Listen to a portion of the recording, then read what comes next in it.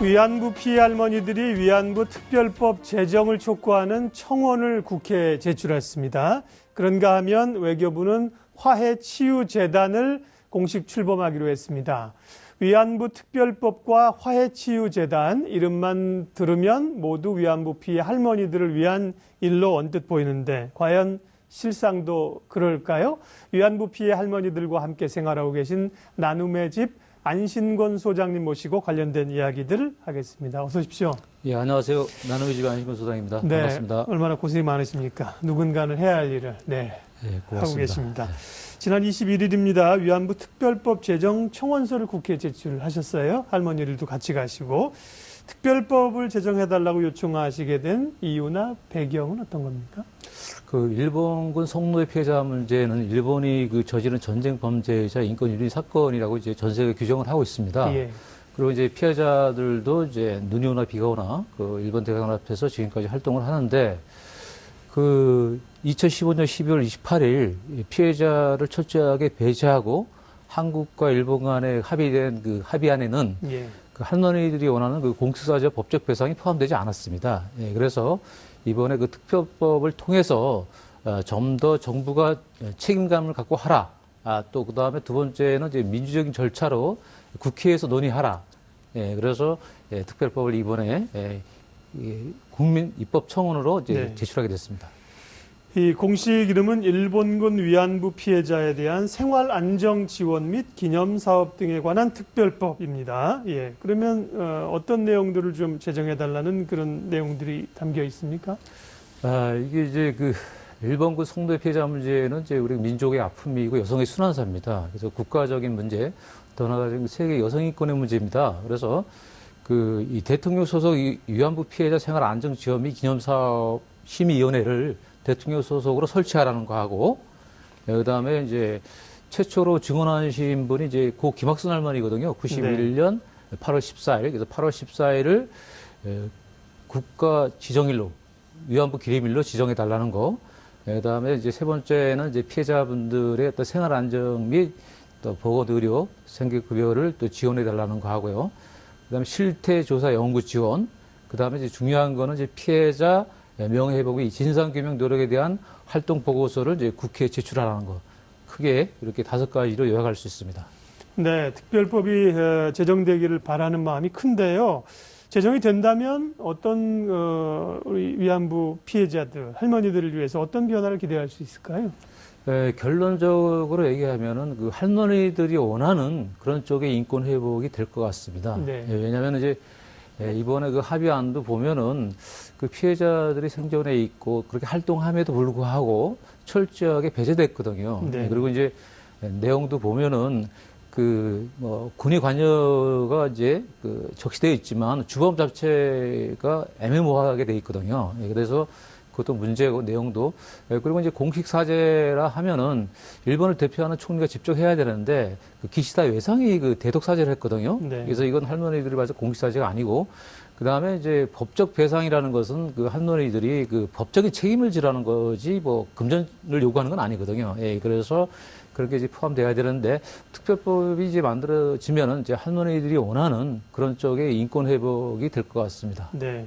그런데 특별법을 그 국회의원이 발의하신 게 아니라 이번에 청원하신 거잖아요. 예, 그렇죠. 뭐 그러니까 갈 길이 좀 멀어 보이는데.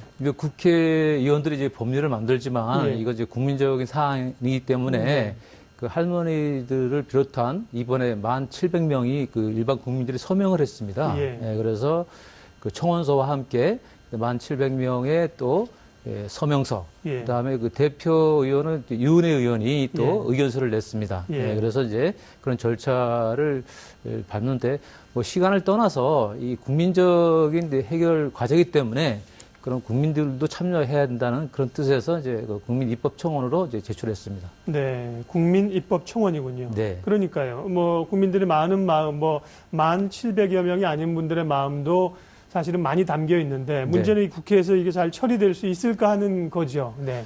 그래서 뭐 저는 결론적으로 낙관을 합니다. 왜냐하면 이게 할머니 개인의 문제가 아니고 우리 그 71년 전에 아픈 역사, 더 나아가서 그때 태어난 여성이면 누구나 끌려갈 수 있는 상황이었기 때문에 어떤 우리 자신의 그 할머니, 어머니 또 우리 현재 그 미래 딸들의 문제이기 때문에 내 자신의 문제거든요. 그래서 특히 그 외국에 가면은 이게 인권 문제로 많이 부각이 되기 때문에 이게 이제 국회의원들 여야를 떠나서 정치적 문제가 아니기 때문에 네. 이건 이제 누구나 다 같이 이제 동의해야 될 것 같고 또 현실적으로 솔직히 야당 의원들은 거의 그 100% 지지를 하지만 네. 여당 의원들은 뭐 자기 개인 생각보다는 정부 입장을 보다 보니까 이제 눈치를 보고 있는데 네. 이거는 뭐 눈치 볼 사항이 아닙니다. 소신껏 네. 또 여기 인권 문제 또 역사 문제에 이렇게 참여해야 됩니다.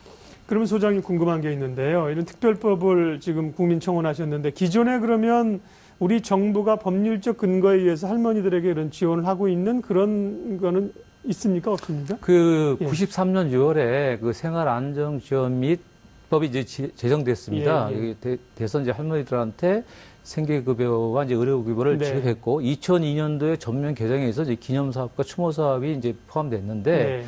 여기 이제 그 심의위원회가 그 여성가족부 장관 이제 소속으로 되어 있습니다. 그래서 좀 일부 한 부처가 맡아서 할 문제가 아니다. 그런 거 하고 그다음에 이제 많은 부분이 이제 누락돼 있습니다. 그래서 이번에 특별법은 대통령 소속으로 이제 상승시키고 또 더 나가서는 그 노후에 그 힘들게 여성을 보내게 있는 그 할머니들 위해서 노후복지 확대, 네. 또 그리고 의료보건 서비스를 확대하는 그런 게 포함되고 가장 중요한 것은 이제 이분들이 원하는 그 공식사적 법적 배상이 포함된 그 명예회복이다 이렇게 생각하면 되실 것 같습니다. 특별법을 국민청원하셨고 이것이 잘 처리되기를 하는 바람들이고요. 그와 한편에 또 논의해야 될 사항이 몇 가지 있는데 일본과 우리 정부가 말씀하신 그 합의안 그렇지만 이 피해 당사자인 할머니들은 받아들이시지 않는 그런 단계에서 화해 치유재단이 28일 날 지금 공식 출범한다는 거잖아요. 예. 이거 그러니까 이런 재단을 만들기로 지금 한일이 합의했는데 그 이름이 화해치유재단으로 붙여진 건가 보죠? 네, 맞습니다. 네. 그래서 정말 우리가 한일 간의 화해는 그 71년 전에 그 일본의 그 침략 전쟁으로 피해를 입은 피해국 한국에 가해국 일본 정부가 공식 사죄하는 것이 진정한 이제 화해로 가는 길이고 또 더 나아가서 평화로 만들어가는 길이고 또 치유는 그 피해자들이 원하는데도 일본 정부가 이제 그 사죄를 하는 건데 이번에 그게 이제 포함되지 않았습니다. 그래서 과연 뭐 피해자를 위한 그 화해치유재단이라고 얘기하지만 그 진정성이 없습니다. 그리고 할머니들은 누구를 위한 재단이냐 우리가 반대하는데 그래서 정부가 좀 착각하는 것 같고 그래서 좀 할머니들이 그 원치 않는 그 재단은 지금 뭐 불법적인 거로 생각하고 왜냐하면 그 합의안에 할머니들이 이제 동의하지 않거든요. 더 나아가서는 재단 설립을 이제 반대합니다. 그래서 이번에 정부는 늦지 않았기 때문에 지금이라도 이제 합의안에 대해서 무효화를 선언하고 또 재단 설립 강행을 중단해야 됩니다. 진정성이 없다는 그 이유 말고 또 재단 설립에 반대하는 또 다른 이유도 있습니까? 네. 지금 그 일본에서 지원하는 그 자금이 불법 자금입니다. 그래서 이게 그 10억엔. 그렇죠. 우리 돈으로 100억 원 정도 되는 거죠. 그렇죠. 그래서 이게 처음에 이제 저희가 그 정부에 물어봤을 때 이걸 가지고 뭐 할 거냐를 물었을 때 그 지금 그 피해 생존자들한테 복지와 의료 지원을 하겠다. 근데 그 현실성이 없거든요. 왜냐하면 지금 피해자분들이 한국사회보장법에 의해서 의료복지 혜택을 보고 있거든요. 중복지원은 이제 불가하는데도 불구하고 그런 발상을 했던 자체가 잘못된 거고 두 번째는 그 지금까지 당시 20만 명이 끌려갔습니다. 그런데 지금까지 한국 정부에 238명이 신고를 했거든요. 그래서 그 이 일본군 성노예 문제는 그 개인의 인권 문제, 더 나아가서 청구권 문제이기 때문에 다 그 개인이 대표성이 있거든요.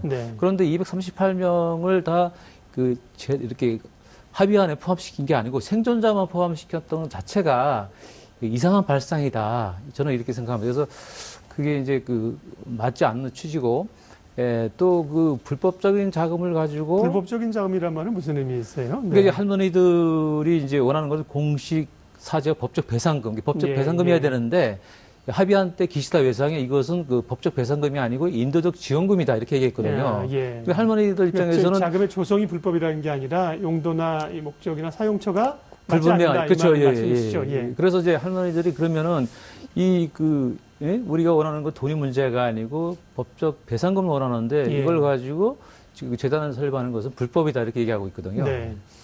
그런데 또 뭐 어처구니 없는 일이 발생했어요. 28일 날 이 재단 화해치유재단이 이제 설립되니까 위안부 피해 할머니들을 정부 측에서 모시고 싶겠죠. 그런데 좀 오시라고, 그것도 뭐 제대로 무슨 행사인지도 잘 가르쳐드리지 않고 안 오시면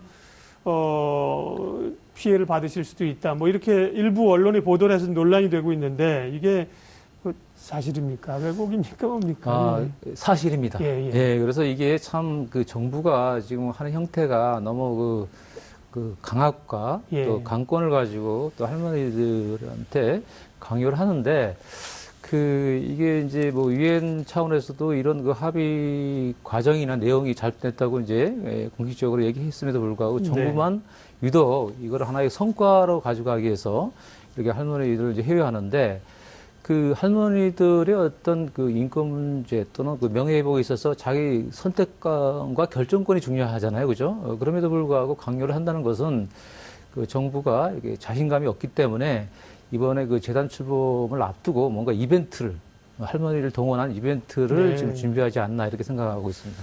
대단히 민감하고 조심해야 될 문제 아닙니까? 그래서 네. 저도 사실은 이런 데 대한 깊숙한 지식이 없기 때문에 단어 하나 자체도 사실 조심스럽게 얘기하는데 할머니들에게 그런 얘기를 했다. 그러니까 우상호 이 원내대표는 일본 군이나 할 만한 짓이다. 뭐 이렇게까지 표현을 했어요. 그러게요. 참 안타까운 얘기고요. 또 하나 정의기억재단이라는 또 할머니들을 위한 재단이 출범한데 이거는 이제 정대협 한국정신대 문제대책협의회 이쪽에서 시민단체들이 결성을 출범을 하셨죠. 네, 하고 예. 있는가? 요는 어떤 일을 하게 되고 또 소장님 생각이나 할머니들 입장에서는 이 출범은 어떤 시각으로 바라보세요? 우리가 이제 12월 28일 합의안도 그 정식으로 통보가 된 게 아니고 예. 할머니들이 이제 거실에서 TV를 보면서 그걸 지켜봤습니다. 저도 뭐 옆에 있었지만 그런 안타까움을 이루 말할 수 없고요. 그래서 그 29일 날 그 정부를 대표해서 조태열 2차관이 외교부 2차관이 나눔의 집을 방문했을 때 할머니들이 공개적으로 합의안 무효를 선언했고, 그리고 이제 1월 13일 수요 집회에서 할머니 6분이 이제 공개적으로 합의한 무효를 다시 선언했습니다. 그리고 이제 14일 날 그 시민단체 또 시민들이 그 할머니를 돕기 위해서 정의기억재단을 이제 출범시켰습니다. 국민모금 100억을 통해서 불법적인 일본 지원금을 이제 막아내겠다. 더 나아가서는 할머니들의 어떤 인권을 보호하겠다. 그런 쪽에서 이제 발족을 했습니다. 네. 뭐 여러 노력들이 있는 건 뭐 좋겠지요. 물론 이제 목소리가 또 하나로 통일될 필요도 있고 여러 가지 논란이 있습니다만 뭐 완전히 거꾸로 가는 것보다는 고민 있는 분들이 함께 가는 건 좋은 것 같고요.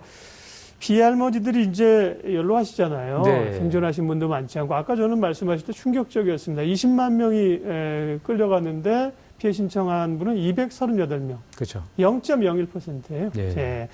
이 피해 할머니들이 살아계신 분들이 돌아가셨지만 진정한 명예회복, 위로, 치유를 할 수 있는 방안, 우리 사회가 할 수 있는 거는 어떤 거라고 생각하세요, 소장님? 예, 그 할머니들이 처음에 끌려가서 그렇게 당한 것 자체가 인권 침해인지 몰랐습니다. 예. 지금은 이제 의식을 갖고 이거는 인권 침해다. 그래서 그 금년 7월 10일에 돌아가신 유인남 할머니는 정부 관료들이 왔을 때 그런 말씀을 했습니다. 우리에게도 인권이 있나요? 예, 그래서 헌법에 보장된 그 기본권 인권을 강조했는데, 그 할머니들의 진정한 원하는 것은 이제 일본 정부의 공식사적 법적 배상입니다. 그러기 위해서는 그 할머니들과 많이 정부가 소통을 해야 되고 또 그런 절차, 민주적인 절차를 거쳐야 됩니다. 더 나아가서는 이제 정부, 피해자, 그다음에 또 유족, 가족, 또 국회, 일반 국민들이 참여하는 그런 논의 과정을 거쳐야 됩니다. 그것이 할머니들이 원하는 진정한 공식사적 명예회복인 것 같습니다. 네.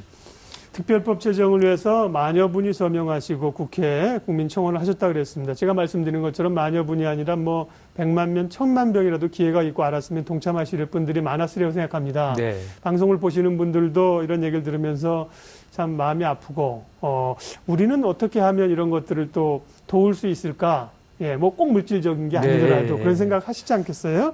그런 분들을 위해서 좀 조언을 마지막으로 해주시면요. 네, 그 일본군 성노예 피해자 문제를 아직도 모르는 분들이 많습니다. 예. 그래서 그 주변에 이런 사실을 좀 많이 알려주시고 또 왜 합의안에 반대하는지를 좀 알려줬으면 좋겠습니다. 뭐 일부에서는 그 합의안이 잘 된 거 아니냐, 어? 이렇게 그 이제 생존 날도 얼마 남지 않았고 그런데 근데 그 내용을 좀 잘 살펴봐야 됩니다. 그래서 할머니들이 진정으로 원하는 것은 뭐 본인들의 명예 회복도 바라지만 더 나아가서는 앞으로 미래의 딸들에게 이러한 범죄 사실이 발생되면 안 되겠다는 그런 마음으로 지금 활동하고 있거든요. 그래서 그 할머니들의 어떤 진정성을 좀 알아주시고 주변에 이런 피해 사실을 좀 많이 알려주시고 특히 그 SNS를 통해서 좀 많이 그 알려줬으면 고맙겠습니다. 네. 소녀상 앞에도 한번 가보시고, 나눔의 집도 시간 되시면 또 함께 가서 위로도 해주시고, 방문도 하시고 그러면 좋겠습니다.